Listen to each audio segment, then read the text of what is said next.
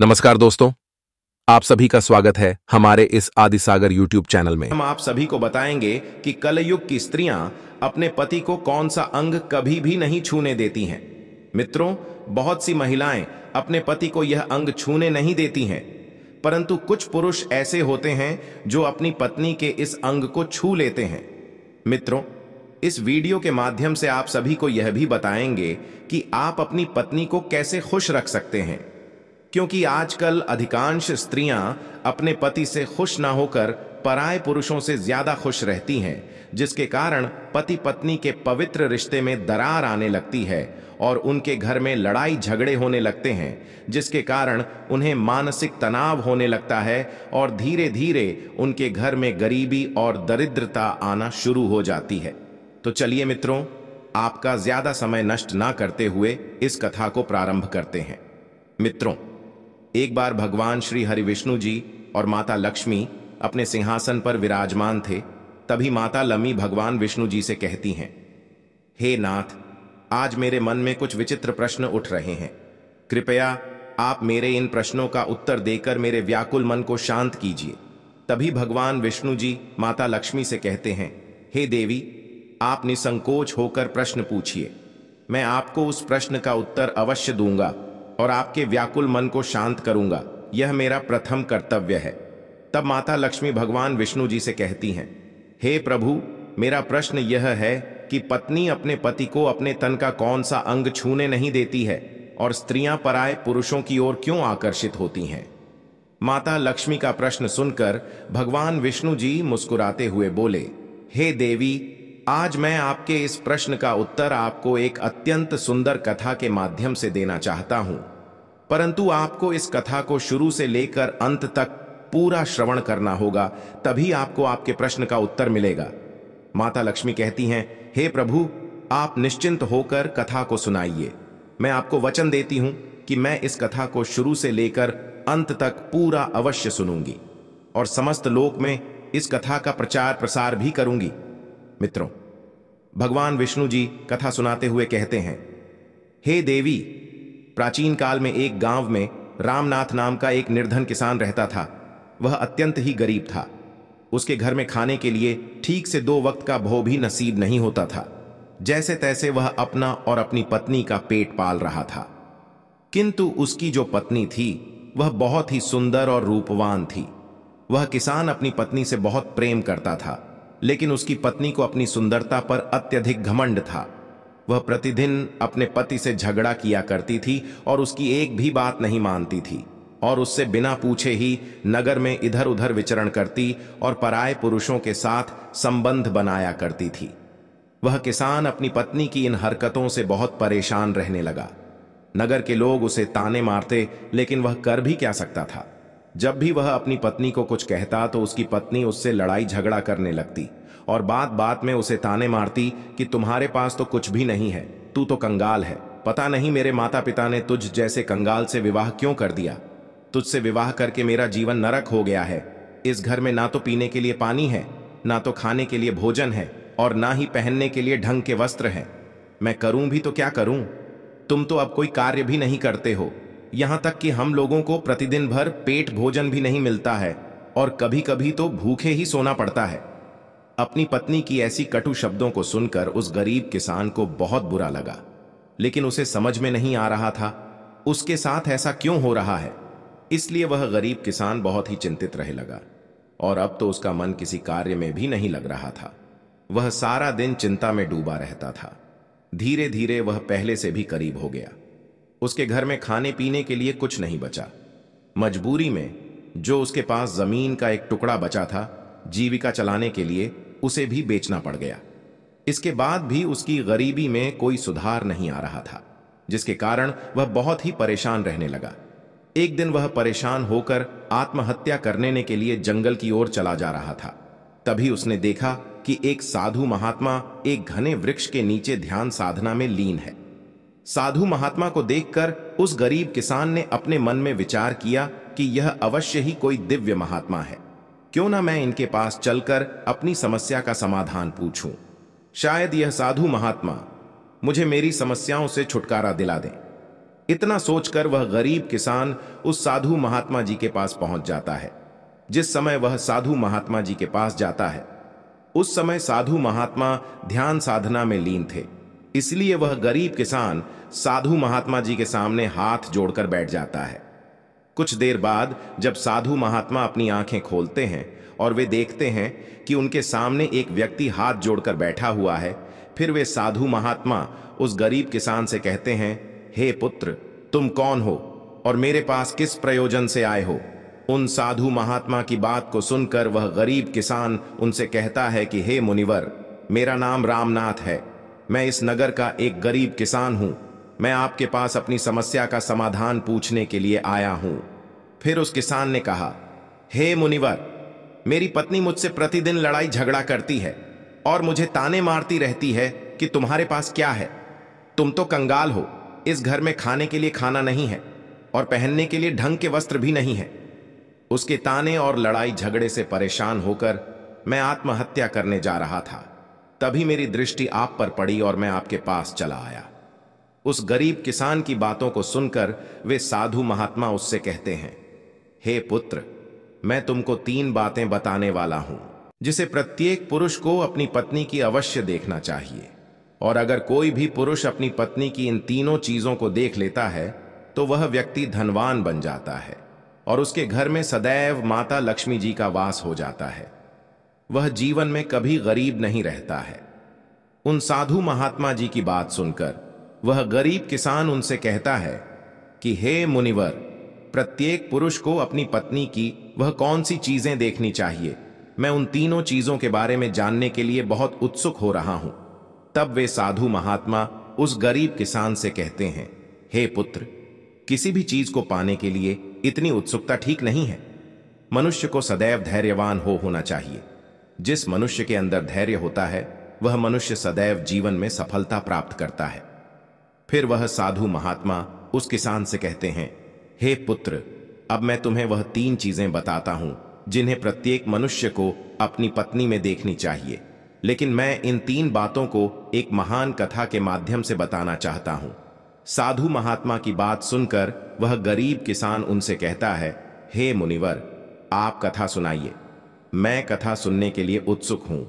वे साधु महात्मा उस गरीब किसान को कथा सुनाते हुए कहते हैं, हे पुत्र, एक नगर में एक पंडित जी अपनी पत्नी के साथ अपना जीवन व्यतीत कर रहे थे। पंडित जी और उनकी पत्नी आपस में बहुत प्रेम करते थे। उनके घर में कभी भी लड़ाई झगड़ा नहीं होता था, इसलिए उनके घर में सदैव माता लक्ष्मी जी का वास बना रहता था। उन्हें अपने कार्य में दिन प्रतिदिन सफलता मिलती जा रही थी। पंडित जी और उनकी पत्नी के बीच इतना प्रेम देखकर आस पड़ोस के लोग उनसे ईर्ष्या करने लगे थे, जिसकी वजह से कुछ लोग तो पंडित जी की पत्नी से बात तक नहीं करते थे।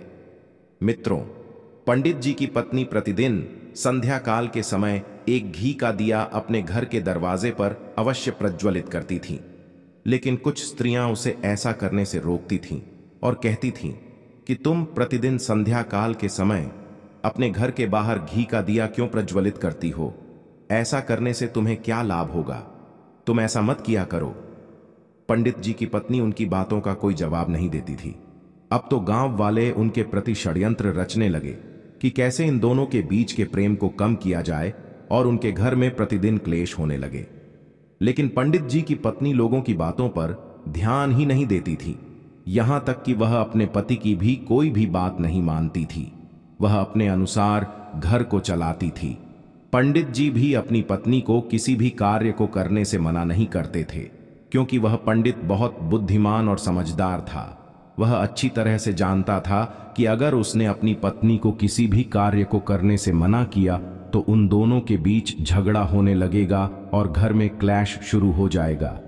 वह अपनी पत्नी से कभी झगड़ा भी नहीं करना चाहता था, क्योंकि वह अपनी पत्नी से बहुत प्रेम करता था, किंतु उसकी पत्नी उससे ज्यादा प्रेम नहीं करती थी, बल्कि उस पंडित के सामने दिखावा मात्र का प्रेम जताती थी और उसके घर पर ना रहने पर पराये पुरुषों से संबंध बनाती थी और झूठ मूठ कर अपने पति से नाराज भी हो जाती थी, ताकि उसका पति उसे कुछ कह ना सके। इसी तरह से दिन गुजर रहे थे और वह पंडित अपनी पत्नी के साथ सुखपूर्वक से अपना जीवन व्यतीत कर रहा था। फिर धीरे धीरे यह बात पूरे गांव में फैल गई और अब उस नगर के सभी लोग उस पंडित और उसकी पत्नी के इस प्रेम का उदाहरण देने लगे थे।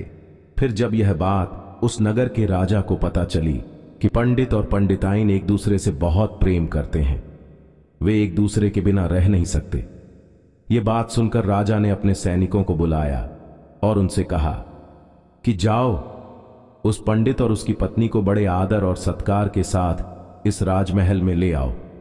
हम उनके प्रेम का सम्मान करना चाहते हैं। लेकिन तुम उन्हें रास्ते में कुछ भी मत बताना। राजा की आज्ञा पाकर सैनिक उस पंडित के घर जाते हैं और उसके घर का दरवाजा खटखटाने लगते हैं।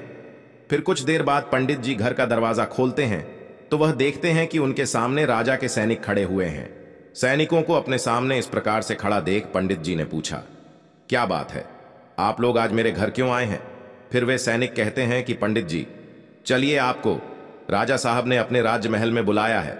फिर राजा के वे सैनिक उस पंडित को अपने साथ राजमहल ले आते हैं। राजमहल में पहुंचकर राजा ने पंडित और उसकी पत्नी का अच्छी तरह से अतिथि सत्कार किया। उसके बाद उन्हें उपहार में धन दिया, जिसको पाकर वह पंडित और उसकी पत्नी बहुत प्रसन्न हो जाते हैं और प्रसन्नता पूर्वक अपने घर चले जाते हैं। उसके बाद उस नगर का राजा पूरे नगर में यह ऐलान कर देता है कि आज रात को पूरे नगर में सभी लोगों के घरों में पंडित और उसकी पत्नी के बीच इतना प्रेम होने की सराहना देने के लिए नगर के सभी घरों में घी के दिए प्रज्वलित किए जाएं।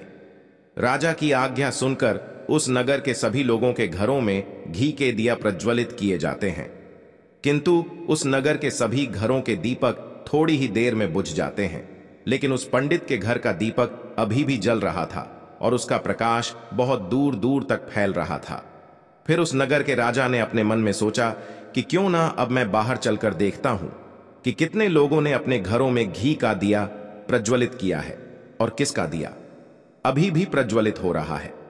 अपने मन में यह सोचकर वह राजा अपने महल की छत से नगर की तरफ देखने लगता है तो उसे दिखाई देता है कि उस नगर में किसी के घर में कोई भी दिया नहीं जल रहा है, लेकिन उस पंडित के घर में जलाया हुआ घी का दिया अभी भी जल रहा है। राजा उस नगर की तरफ देख ही रहा था कि इतने में वहां पर उनकी रानी आ जाती है। तब राजा साहब रानी से कहते हैं कि रानी जी, नगर की तरफ देखिए, नगर के सभी घरों में कोई भी दी अभी नहीं जल रहा है, लेकिन उस पंडित के घर का दिया अभी भी जल रहा है। इससे स्पष्ट हो जाता है कि उस पंडित और उसकी पत्नी के बीच में कितना ज्यादा प्रेम है और उन दोनों के आपस में इतना ज्यादा प्रेम होने का कारण वह पंडित है, क्योंकि वह बहुत बुद्धिमान और समझदार है और अपनी सूझबूझ से अपने घर को चलाता है। लेकिन रानी राजा की इस बात से सहमत नहीं होती है और राजा से कहती हैं कि हे महाराज, मैं आपकी बात से सहमत नहीं हूं। इसी बात को लेकर राजा और रानी में बहुत देर तक बहस होती है। तभी अचानक से रानी ने कहा, हे महाराज, हम आपस में लड़ाई क्यों कर रहे हैं? क्यों ना हम उस पंडित और उसकी पत्नी की परीक्षा ले लें, जिससे पूर्ण रूप से स्पष्ट हो जाएगा कि उन दोनों में इतना ज्यादा प्रेम होने का कारण कौन है। रानी की इस बात को सुनकर राजा साहब सहमत हो जाती है। फिर राजा साहब कहते हैं, हे महारानी, पहले मैं उस पंडित की परीक्षा लेना चाहता हूं। रानी ने कहा, ठीक है महाराज, आप जैसा आप चाहे वैसे उन दोनों की परीक्षा ले सकते हैं।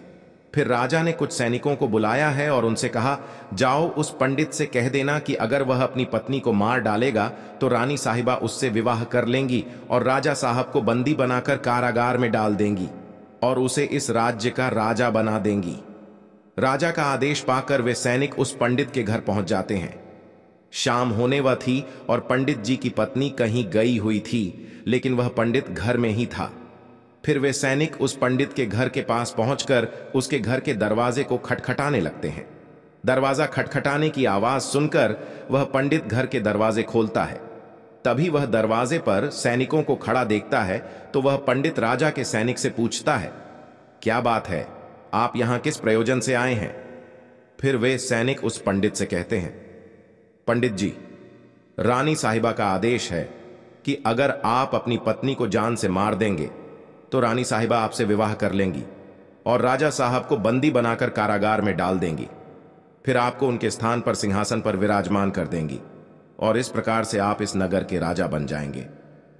उन सैनिकों की बात सुनकर पंडित जी ने उन सैनिकों से स्पष्ट रूप से कहा हे सैनिकों, जाइए रानी साहिबा से कह दीजिए कि मैं अपनी पत्नी को किसी भी हालत में खोना नहीं चाहता, क्योंकि मैं अपनी पत्नी से बहुत प्रेम करता हूं, और अगर किसी ने भी मेरी पत्नी को नुकसान पहुंचाने के बारे में सोचा तो मैं उसे जान से मार दूंगा। और बात रही रानी साहिबा से विवाह करने की, तो आप रानी साहिबा से कह दीजिएगा कि मैं उनसे किसी भी हाल में विवाह नहीं कर सकता, मुझे किसी राज सिंहासन का मोह नहीं है। फिर उस पंडित की बातों को सुनकर वे सैनिक राजमहल को लौट आते हैं। उसके बाद राजा और रानी को उस पंडित द्वारा कही गई सारी बातों को बता देते हैं। उसके बाद राजा ने रानी से कहा, महारानी साहिबा, देख लिया ना आपने कि वह पंडित कितना समझदार है। अब तो आपको पता चल गया ना कि उन दोनों के बीच इतना ज्यादा प्रेम होने का कारण वह पंडित है, क्योंकि वह अपनी पत्नी से बहुत प्रेम करता है। राजा की बात सुनकर रानी ने राजा से कहा, महाराज, आप यह कैसे कह सकते हैं? आपने अभी उस पंडित की पत्नी की परीक्षा ली ही नहीं।